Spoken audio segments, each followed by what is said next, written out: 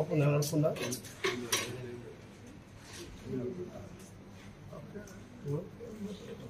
ఎలా ఎందుమన్నా టీవీలలో పేపర్లలో వస్తుందా చూస్తున్నావా? సపోర్ట్ తీసుకుంటారు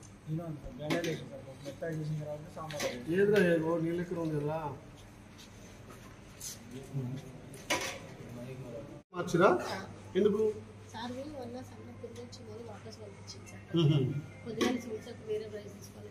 అంతింటే ముద్దలు ముద్దలు ఉంటుందా బాబు? ఏయ్ ముద్దలు ముద్దలు ఉంటుందా?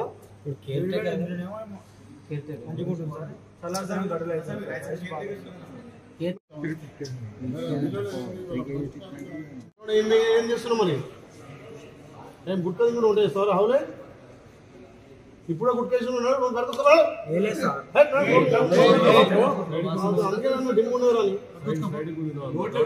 వాళ్ళు మన సొంత పిల్లలు లెక్క చేసుకోవాలి. వీళ్ళ చూస్తే కిచెన్లో తినకే వస్తలేదు. నువ్వు చేస్తున్నావు కానీ ఇక్కడ వాడు కరెక్ట్ లేడు అంటున్నా. నేను చూసామన్నారు తాగినారు అంటే తాగదంటున్నాడు. వాడేం గుట్కా వేసి బాగా పళ్ళు పాకులు పట్టినాయి. ఇప్పుడు వంట చేసేవాళ్ళు నీట్గా ఉంటుంది మనం తినేది. నువ్వు రేపు పొద్దున రేపు మధ్యాహ్నం ఒకసారి వచ్చి ఇన్స్పెక్షన్ చేయి. రైట్ వైట్ రైస్ ఉన్నాయి పెడుతున్నా చెప్పండి మీకోసం వచ్చి నేను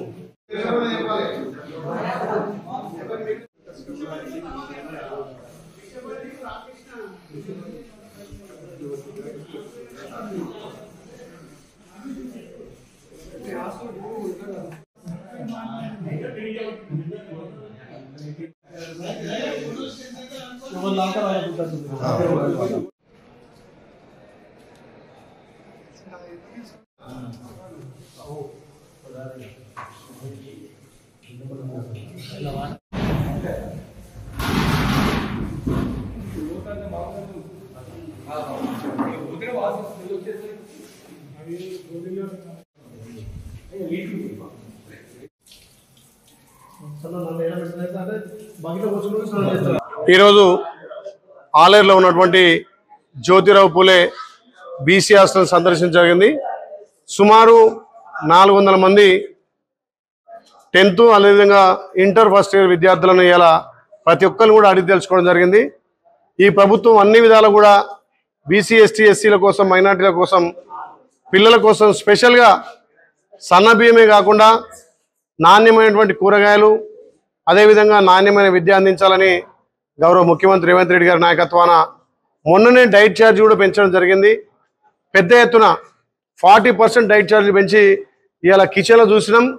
నిన్ననే యాదాద్రి భువనగిరిలో జేసీ గారు కూడా ఇక్కడ నిద్ర చేయడం జరిగింది. మేము సడన్గా విజిట్ చేసినాం.